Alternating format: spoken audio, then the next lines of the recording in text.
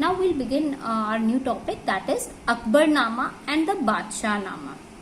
Akbarnama, as we know, Akbarnama में अकबर की history लिखी हुई है, अकबर की लाइफ लिखी हुई है, और बादशाहनामा में शाहजहां की लाइफ लिखी हुई है. These are kind of story books जिसको हम मैन्यूस्क्रिप्ट भी कहते हैं. इसमें अकबरनामा की अगर हम बात करते हैं, अकबरनामा ले लो या बादशाहनामा ले लो, ये टोटल या तो 150 फुल हैं या फिर डबल पेज पेंटिंग्स बनी हुई है जिसमें बैटल्स दिखाई गई हैं और सीजेस दिखाए गए हैं, हंट्स दिखाए गए हैं कि कैसे हंटिंग होती थी, कैसे कंस्ट्रक्शन किया जाता था, कोर्ट में कैसे सीन्स होते थे, वो सारा चीजें यहाँ दिखाया गया है इसमें पिक्टोरियल फॉर्म में. अकबरनामा के जो ऑथर हैं जिन्होंने इसको लिखा वो अबुल फजल हैं. इनके अभी हमने 2 एक्सर्प्ट्स पढ़े थे जब इन्होंने रिटन टेक्स्ट को और पिक्चर्स को एक्सप्लेन किया था. उसी से पढ़कर समझ में आ जाता है कि वो कितना ब्यूटीफुली लिखा करते थे. And that was the reason कि जो मुगल कैपिटल थी आगरा, वहां पर जो अकबर की कोर्ट थी, अकबर ने अबुल फजल को वहां रखा हुआ था. वो वहीं पे बड़े हुए थे, आगरा में ही पले बड़े थे, और उन्होंने अरेबिक, पर्शियन, ग्रीक फिलॉसफी और सूफिज्म की पढ़ाई की हुई थी, तो काफी नॉलेज भी रखते थे. वोकैबुलरी भी उनकी बहुत अच्छी थी और वो बहुत अच्छे डिबेटर भी थे. मतलब अगर उनको अपना कोई पॉइंट प्रूफ करना होता तो वो बहुत ब्यूटीफुली प्रूफ करते थे जिससे कि कोई उनको हरा भी ना सके. जैसे हमने देखा कि उन्होंने वर्ड्स को कितना ब्यूटीफुली एक्सप्रेस किया अपने आप को.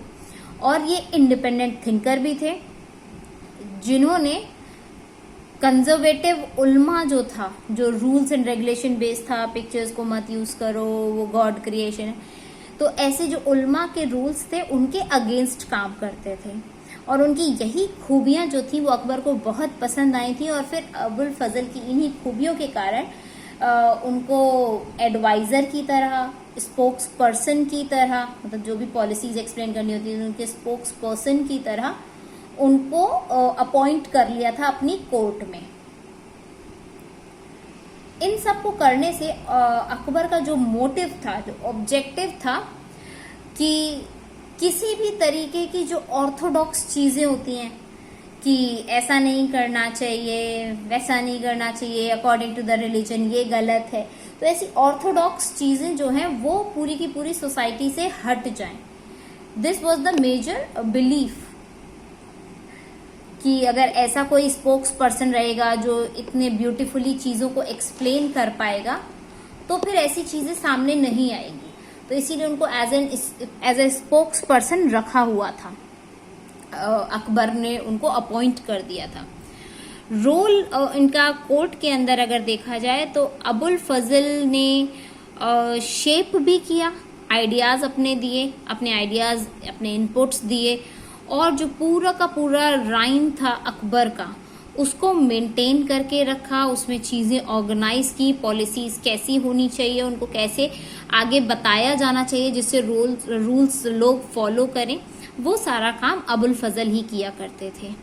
1589 की जब स्टार्टिंग हो रही थी तो अबुल फजल ने अकबरनामा पे काम करना शुरू किया और 13 इयर्स तक इन्होंने काम किया.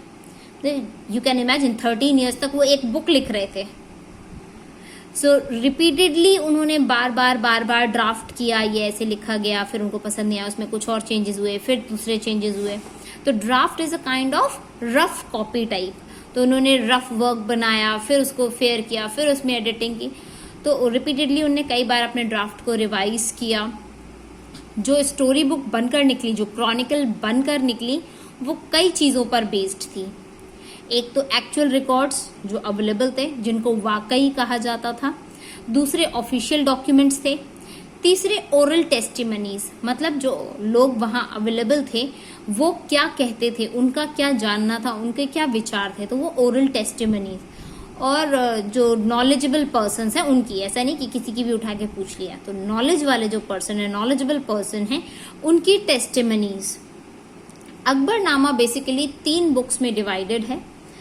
पहली जो 2 हैं वो क्रॉनिकल्स हैं, काइंड ऑफ स्टोरी बुक्स. जो तीसरी बुक है उसको एन.ए. अकबरी कहा जाता है। जो पहला वॉल्यूम है उसमें मैनकाइंड की हिस्ट्री बताई गई है कि एडम से लेकर जब तक अकबर 30 साल के हुए तब कैसी लाइफ रही, कैसे चीजें डिजाइन हुई, कैसे कैसे चेंजेस आए। तो from the origination of Mankind till Akbar was 30 years old, ये सारा चीजें फर्स्ट वॉल्यूम में है। सेकेंड वॉल्यूम में है 31st ईयर से 41 years तक के जब हो गए हैं, तो अगला एक डेकेड सेकेंड वॉल्यूम में है। मतलब रीजनल ईयर उस टाइम 1601 रहा होगा जब ये 46th रीजनल ईयर था, तब तक 1601 तक उसमें है सेकेंड वॉल्यूम में। उसके अगले साल में अबुल फजल को एक कॉन्स्पिरेसी के चलते मरवा दिया गया था। प्रिंस सलीम ने उन्हें मरवा दिया था और उनके जो अकम्प्लिस थे बीर सिंह बुंदेला, उन्हीं ने मार दिया था अबुल फजल को। तो जो तीसरा वाला सेक्शन था वो इनकम्प्लीट रह गया था। फिर Akbarnama was written to provide a detailed description of Akbar's rhyme in the traditional diachronic sense and with a synchronic picture। Diachronic और सिंक्रोनिक क्या चीज हुई कि अकबरनामा को जब लिखा गया तो उसमें पूरा का पूरा अकबर की डिटेल दी गई। अब यहाँ पे आप अपनी बुक में भी देख सकते हो, ये डायक्रॉनिक का और सिंक्रोनिक का मीनिंग यहाँ दिया हुआ है।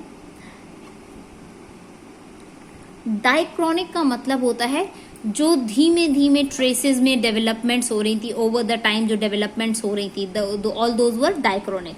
तो अबुल फजल ने डायक्रॉनिकली और उसके साथ साथ सिंक्रोनिक मतलब जो कि एक या दूसरी सिचुएशन उसके साथ साथ चल रही थी। तो जो चीजें अकबर ने अप्लाई की थी प्लस उनके साथ साथ जो दूसरी चीजें चल रही थी, उन दोनों चीजों का मिला जुला रूप हमको इसमें दिखाई देता है अकबरनामा में।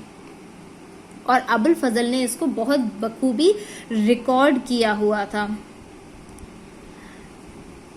और दोनों ही एस्पेक्ट से पूरा का पूरा पिक्चराइजेशन किया था कि अकबर की जो किंगडम थी वो कैसी दिखती होगी, ज्योग्राफिकली, सोशली, एडमिनिस्ट्रेशन कैसा था, वहां कल्चर कैसा था, विदाउट रेफरेंस टू क्रोनोलॉजी। उन्होंने पूरा का पूरा एक्सप्लेन किया हुआ था। जो तीसरा सेक्शन था, जो कि हमने बोला कि अबुल फजल मर गए थे और वो कंप्लीट नहीं कर पाए थे, तो एन.ए. अकबरी जो था मुगल एम्पायर का, उसमें कई तरीके की अलग अलग पॉपुलेशन का उल्लेख मिलता है कि कई तरीके की अलग अलग पॉपुलेशंस रहती थी वहां पर, जैसे हिंदूज, जैन, बुद्धिस्ट, मुस्लिम, सब तरीके के लोग पाए जाते थे। एक कंपोजिट कल्चर देखने को मिलता था। अबुल फजल की जो लिखने की भाषा थी, जैसे अभी हमने देखा कि वो कई सारी भाषाओं को जाना करते थे, अरेबिक भी उनको आती थी, सूफिज्म भी उनको पता था और पर्शियन भी उनको आती थी। तो अबुल फजल जो लिखते थे, जो लैंग्वेज वो यूज किया करते थे, जो यूजेज ऑफ वर्ड्स था, वो बहुत इम्पैक्टफुल हुआ करता था। और वो एक आपको पूछा जाए कि कैसा लग रहा है, आप बोलो अच्छा लग रहा है, और एक उस अच्छे की जगह आप बोल दो ये इतना प्यारा लग रहा है कि इससे आंख नहीं हट रही। So it's like explaining it so beautifully and so much in detail कि एक शब्द पढ़ के ही आदमी उस चीज को अज्यूम करने लग जाए कि ओ वाओ, ये कितना ब्यूटीफुल रहा होगा, कि जिस चीज से निगाह नहीं हट रही। सो इनका ये जो सिलेक्शन ऑफ वर्ड्स था वो बहुत ब्यूटीफुल हुआ करता था। सेकेंडली, ये रिदम में हुआ करता था, क्योंकि ये चीजें कोर्ट में फिर पढ़ी जाती थी। जो वो लिखा करते थे एन.ए. अकबरी में, उसको कोर्ट में लाउडली पढ़ा जाता था, तो वो पढ़ने के लिए वो रिदम में होना ज्यादा जरूरी था। सो इंडो पर्शियन स्टाइल उस टाइम कोर्ट में अप्लाई किया गया था और कई सारे वहाँ राइटर्स उस टाइम भी अवेलेबल थे जो कि चाहते थे कि हम भी अबुल फजल की तरह बहुत अच्छे से लिख सके। लेकिन अबुल फजल के जो शिष्य थे वो थे अब्दुल हामिद लाहौरी, ये इनके शिष्य थे, प्यूपल थे। सो इन्होंने जो कि बादशाह नामा के लॉयर कह रही हूँ, ऑथर रहे हैं। सो अब्दुल हामिद लाहौरी ने बादशाह नामा लिखी है। तो एम्परर शाहजहां ने जब इनके टैलेंट के बारे में, लाहौरी जी के टैलेंट के बारे में सुना तो इनको हायर किया और इनको बोला कि ये जो शाहजहां के टाइम की हिस्ट्री है उसको डेकेड वाइज रिकॉर्ड किया जाए, जैसे कि अकबरनामा का कॉन्टिन्यूएशन लगे कि अकबरनामा लिखी गई, अकबरनामा के कॉन्टिन्यूएशन में लिखी गई, तो डेकेड वाइज लिखना है 10-10 ईयर्स में। तो इसके बादशाह नामा के 3 वॉल्यूम्स बने जिनको कि दफ्तर्स कहा जाता है, दफ्तर्स या हिंदी में इसको दफ्तार्स भी कहते हैं। तो 10 लूनर ईयर्स ईच ये रहते हैं, जो 10 सेक्शंस इन्होंने बनाए। अब लाहौरी ने फर्स्ट लिखा, सेकंड दफ्तार भी लिखा इन्होंने, जो कि पहले 2 डेकेड्स को डिक्लेयर करता है क्लियरली, उन्होंने लिख दिया 1627 से लेके 1647 तक। लेकिन शाहजहां के जो वजीर थे सदुल्लाह खान, जो शाहजहां के वजीर थे, उन्होंने इन वॉल्यूम्स को वापस रिवाइज भी किया है।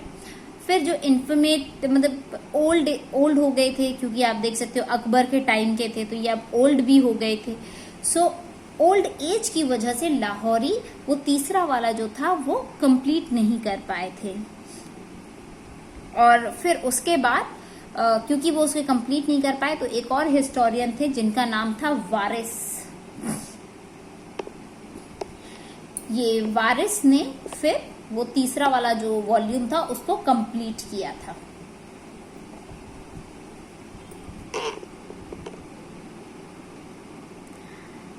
अब ये जो कॉलोनियल पीरियड चल रहा था, इसी टाइम पे ब्रिटिश एडमिनिस्ट्रेशन भी यहाँ आ गई थी और सर विलियम जोन्स ने एक एशियाटिक सोसाइटी ऑफ बंगाल भी बना लिया था।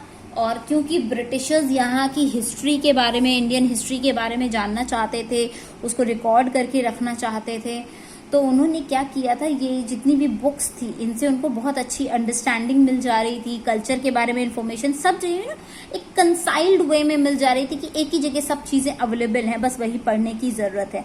तो फिर एशियाटिक सोसाइटी ऑफ बंगाल ने ये जिम्मा उठाया कि हम इन पूरी की पूरी बुक्स को एडिटिंग करेंगे, मतलब चेंजेस करेंगे, प्रिंट करेंगे, ट्रांसलेट करेंगे इंडियन मैन्युस्क्रिप्ट्स को। और उन्होंने किया भी, काफी सारी बुक्स को किया। और अकबरनामा, बादशाहनामा के एडिटेड वर्जन्स जो थे वो भी पब्लिश किए एशियाटिक सोसाइटी ने 19th सेंचुरी में। अर्ली 20th सेंचुरी में जाके अकबरनामा तो इंग्लिश में ट्रांसलेट हो गई थी, उसको हेनरी बेवरिज ने ट्रांसलेट कर लिया था और बहुत मेहनत लगी क्योंकि उसमें वर्ड्स ही ऐसे थे, तो मेहनत बहुत ज्यादा लगी। लेकिन बादशाहनामा के सिर्फ कुछ एक्सर्प्ट्स ही वो इंग्लिश में कर पाए और अभी भी वो अधूरा ही है, उसको पूरा नहीं किया जा सका है। Now the next topic, the ideal kingdom. Okay, but before beginning the ideal kingdom एक चीज जरूर कि बादशाहनामा जो बुक थी उसको ट्रैवल्स ऑफ द बादशाहनामा कैसे कैसे हुआ। तो पहले ये चीज थी कि अगर कोई बाहर से आता था तो उनको मैन्युस्क्रिप्ट्स गिफ्ट्स में दे दी जाती थी, जिससे कि ये डिप्लोमेटिक कस्टम था मुगल्स के अंडर में। तो अब क्या हुआ कि जब बादशाह किंग जॉर्ज III 1799 में आए तो अवध के नवाब ने बादशाहनामा उठा के उनको गिफ्ट कर दी। अब वो किंग जॉर्ज ने उठाई और वो अपने ले गए विंडसर कासल में, और विंडसर कासल में इंग्लिश रॉयल कलेक्शन में वो बादशाहनामा जो ओरिजिनल थी, जो हमारे यहाँ लिखी गई थी, वो लेकर अपने यहाँ रख ली। फिर 1994 में जब कंजर्वेशन का काम हुआ, वो 1799 में दे दी थी और वो तब से अपने पास ही रखे हुए थे। फिर जब हमारे यहाँ काम हुआ कि आज़ाद हो गए, हमने अपनी इंडियन हिस्ट्री को मेक करने की कोशिश की, वापस से कंसाइल करने की कोशिश की, कंजर्वेशन का काम जब शुरू हुआ तो फिर इन मैन्युस्क्रिप्ट्स ने बहुत बड़ा रोल प्ले किया। अब इसकी वजह से जो फिर 1997 में एग्जीबिशन लगी थी पेंटिंग्स की, तो उसमें बादशाहनामा की पेंटिंग्स को लगाया गया था। न्यू दिल्ली में, लंदन में, वॉशिंगटन में ये पेंटिंग एग्जीबिशन लगाई गई थी जिसमें बादशाहनामा को शो किया गया था, बताया गया था। तो ऐसे तो काम करते थे लोग बाग, उनको इम्पोर्टेंस ही नहीं पता थी कि इन बुक्स की इम्पोर्टेंस क्या हो सकती है। सो अब बात करेंगे हम नेक्स्ट टॉपिक की, that is the ideal kingdom. कैसे अकबर की किंगडम एक आइडल किंगडम थी। इसमें सबसे बड़ा रीजन तो था a divine light. Divine light क्यों? क्योंकि हम ये जानते हैं कि मुगल्स ये बिलीव किया करते थे कि हमको तो ऊपर से पावर मिली है, हमको भगवान ने भेजा है रूल करने के लिए। और ऐसे कई सारे सोर्स हैं, क्रॉनिकल्स हैं जो कि ये बात बताते हैं कि जो मुगल किंग्स की पावर थी वो कहते थे कि हमको डायरेक्टली गॉड ने प्रोवाइड की है कि तुम जाओ और रूल करो, we are made for this. एक ऐसे ही बहुत बड़े लेजेंड हैं, लेजेंड थी, जैसे कि उन्होंने नरेट किया, एक बहुत बड़े लेजेंड है, उन्होंने नरेट किया है कि जो मंगोल की क्वीन थी एलेनकुआ, तो सनशाइन की एक रे आई, सूरज की एक रोशनी किरण सी आई और उनके पेट में चली गई, उनको इम्प्रेग्नेट कर दिया और टेंट में उनके मतलब सीधे वो सूरज की रोशनी आई, रे ऑफ लाइट, और उनके पेट में घुस गई। और फिर जब उनके जो बच्चा हुआ वो ब्लेस्ड बच्चा था और फिर उसके जो फर्दर ऑफ स्प्रिंग्स हुए उनमें डिवाइन लाइट हुई और ये चीज फिर generation to generation pass on होती चली गई। और इसीलिए बाबर अपने आप को मंगोलियन मदर के एंड से वहां लिंक्ड बताते थे कि जो चंगेज खान थे उनके जो बेटे थे उनके हम वंशज हैं, तो मदर की तरफ से। तो उनका कहना था कि हमको तो भगवान ने दिया है, क्योंकि क्वीन एलेनकुआ जब प्रेग्नेंट थी तो उनके पेट में एक रे ऑफ लाइट आई थी और फिर जो बच्चा हुआ वो और उसके ऑफ स्प्रिंग्स फिर फर्दर डिसाइड हो गए कि इनके पास गॉड गिफ्ट है, डिवाइन लाइट है, और ये जनरेशन टू जनरेशन चलती चली गई। अबुल फजल जो थे, जो कि मुगल किंगशिप में थे और हाईएस्ट पोजीशन पे थे हायरार्की के अकॉर्डिंग अगर देखा जाए, तो उन्होंने ये चीज अपने राइटिंग्स में ये चीज बताई है, मेंशन की हुई है कि जो मुगल किंगशिप थी ये हायरार्की ऑफ ऑब्जेक्ट्स के अकॉर्डिंग होती थी जिनको भगवान की लाइट प्रोवाइड हुई है। तो इसीलिए जो मुस्लिम मतलब जो मुगल रूल्स थे इसमें कोई ऐसा रूल नहीं था कि राजा का बड़ा बेटा या पहला बेटा वो बनेगा, किंग बनेगा। उनका था कि जिस बच्चे में भी वो डिवाइन लाइट आ जाएगी वो रूल करेगा। सो इसको उन्होंने फरे इजादी करके डिस्क्राइब किया हुआ था कि मुगल किंग वही बनता है, वही रूल कर पाता है जिसके पास वो डिवाइन लाइट होती है। और वो कई सारे इस चीज के लिए वो उससे प्रेरित भी थे, इंस्पायर्ड भी थे। ईरानियन सूफी थे शिहाबुद्दीन सुहरावर्दी, उनसे बहुत ज्यादा इंस्पायर्ड भी थे क्योंकि उन्हीं का ये आइडिया निकाला हुआ था, उन्हीं ने ये चीज सबसे पहले शुरू की थी। यहाँ पे उनके बारे में दिया हुआ है द ट्रांसमिशन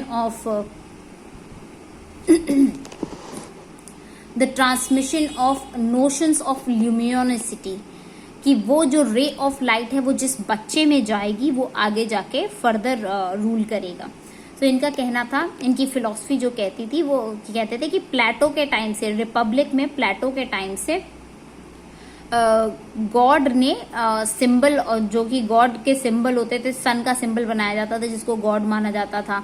तो अब वो सन से एक रे ऑफ लाइट आई है और उसने ये चीजें आगे बताई हैं। और सुहरावर्दी की जो राइटिंग्स थी वो पूरे इस्लामिक वर्ल्ड में बहुत ज्यादा पढ़ी जाती थी, तो सभी में ये चीजें बहुत कॉमन थी कि हाँ भाई जिसमें रे ऑफ लाइट है वो रूल करेगा। ये शेख मुबारक ने भी पढ़ी हुई हैं और फिर उनका ये जो सुहरावर्दी का आइडिया था वो शेख मुबारक ने भी पढ़ा। अब शेख मुबारक ने पढ़ा, उसको सीख लिया और फिर जो उनके शिष्य थे, उनके जो बच्चे थे जिनको उन्होंने खुद ट्रेन किया था, फैजी और अबुल फजल, तो अबुल फजल को और फैजी को ये चीज उन्होंने ट्रेनिंग में दे दी, अपने बच्चों को सिखा दी। तो अबुल फजल ने भी अपनी राइटिंग्स में इस चीज को मेंशन किया है कि मुगल्स के पास वो रे ऑफ लाइट थी जिससे वो रूल कर सकते थे। और पेंटिंग्स जो बनाई जाती थी बुक्स में, जो मैन्युस्क्रिप्ट में पेंटिंग्स होती थी, वो भी इस चीज को बहुत अच्छे से ट्रांसमिट करती थी कि इनके पास तो भाई रूल है, भगवान का गिफ्ट है कि इनको रूल करना ही करना है। और लोगों के दिमाग पे ये इम्प्रेशन छोड़ जाती थी। अब जैसे ये मुगल आर्टिस्ट है 17वीं सेंचुरी के बाद के जो थे, उन्होंने अपने एम्परर्स को इसी तरीके से हेलो के साथ पेंट करना शुरू कर दिया था, जो कि वो यूरोपियन पेंटिंग्स में देखते थे क्राइस्ट की। वैसे ही उन्होंने अपने एम्परर्स को पेंट करना शुरू कर दिया था। जैसे आप देख सकते हैं, ये जो पेंटिंग है अबुल हसन ने बनाई थी, और इसमें अकबर हैं ये, और ये हैं जहांगीर। तो जहांगीर के हेड के अराउंड भी हेलो बना हुआ है, जो कि अभी करंट में किंग है, और सारी ज्वेलरी पहने हुए हैं, नेकलेस पहने हुए हैं, इनके अराउंड हेलो है, मतलब ये गिफ्टेड है, गॉड गिफ्ट इनको आया हुआ है, लाइट इनमें पास ऑन हुई है नेक्स्ट जनरेशन में, तो ही विल रूल। और वाइट जो कि पीस सूफिज्म का निशान है, वो अकबर को पहनाया गया है, ड्रेस किया गया है, उनके अराउंड हेड के अराउंड भी हेलो बनाया गया है कि ये गॉड से ब्लेस्ड थे। अब ये सूफीज बन गए हैं, गॉड्स के साथ कनेक्ट हो चुके हैं क्योंकि ये नहीं रहे। इनके हैंड में ग्लोब पकड़ाया गया है। दिस शोज कि इनको पूरी की पूरी किंगडम पे रूल करने का भगवान से मैसेज आया हुआ था, या इनके पास वो पावर थी कि ये पूरे को रूल करें। तो अब ऐसी पेंटिंग 17वीं सेंचुरी में बनने लग गई थी, जहां पे हेलो बना दिया जाता था जो जीसस क्राइस्ट के अराउंड होता था। So next is unifying force, इसको हम नेक्स्ट वीडियो में कवर करते हैं।